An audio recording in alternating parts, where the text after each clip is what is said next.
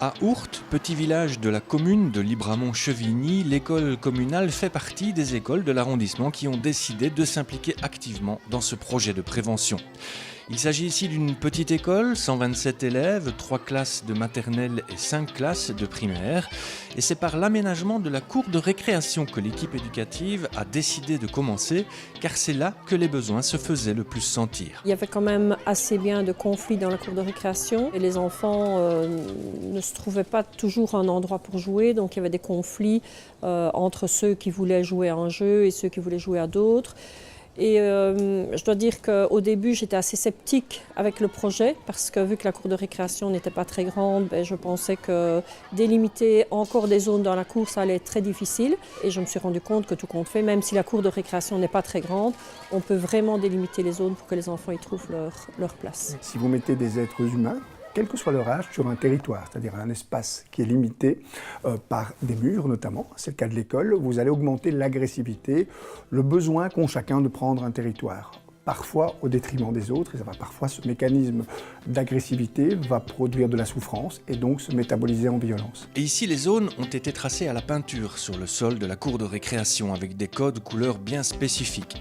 La zone verte pour le jeu avec ballon, la zone jaune pour les jeux sans ballon, la zone bleue qui est la zone calme et enfin la zone rouge, zone interdite. Une des fonctions de l'enseignant, de l'école, c'est de contrôler un territoire, le territoire scolaire. Pour ça, évidemment qu'il y a des règles, comme pour la circulation routière. Dès que vous gérez des flux ou des regroupements, vous devez réguler ces flux et ces regroupements.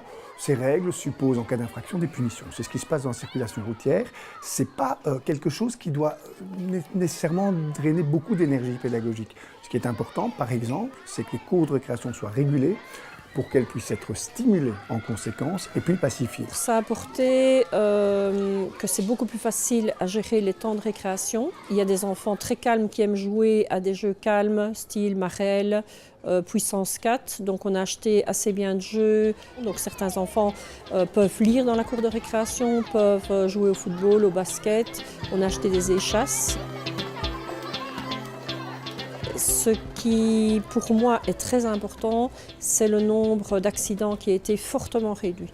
Je dois dire que j'allais régulièrement porter des déclarations d'accidents au pouvoir organisateur, à la commune.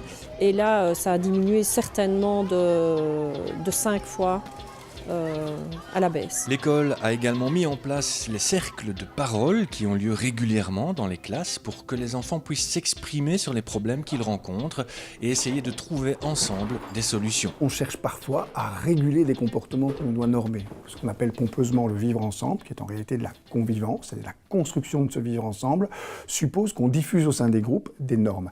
Ça ne peut pas se faire par la punition. Ça ne peut se faire que par le dialogue, par la prise de parole, mais il faut que cette prise de parole garantisse que la parole est protégée chez chacun. Et notamment, c'est ceux qui ont le plus de difficultés à s'exprimer au sein du groupe. C'est pour ça qu'on a mis en place les espaces de parole régulés. Des fois, il y a des filles qui font semblant. Elles me disent qu'elles font semblant de pas être ma copine pour écouter un peu ce qu'elles disent, pour me dire après. Et après, j'ai plus trop envie de jouer avec elles. J'ai plus envie de leur demander pourquoi elles font ça. Un cercle de parole, c'est où on peut dire nos problèmes et le groupe cherche une solution. C'est quelque chose où on parle de nos soucis et on arrange ce qui ne va pas. On ne voit pas toujours ce qui se passe chez les enfants. Certains enfants expriment très fort leurs émotions, d'autres plus difficilement. Donc le cercle de parole permet aux enfants de s'exprimer, permet aussi de parler de problèmes qu'on ne s'est peut-être pas rendu compte, parce que certains enfants gardent tout pour eux. Qui m'insultent parfois, puis parfois ils me frappent.